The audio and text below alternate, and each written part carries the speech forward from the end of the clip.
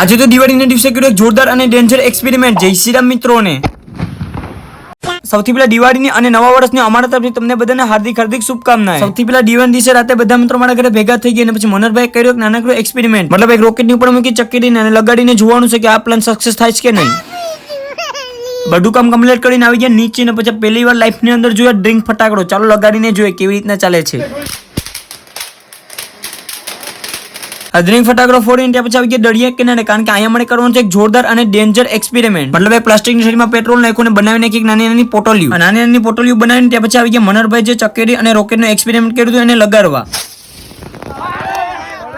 અને પછી આવી ગયા મેં જોરદાર એક્સપેરિમેન્ટ કરવાના. હા મિત્રો, અમે એન્ટરટેનમેન્ટ માટે કરીએ છીએ. એટલે સૌથી પહેલા પેટ્રોલની પોટલી પર એક સૂત્રી બમ મૂક્યો ને પછી એને લગાડ્યો.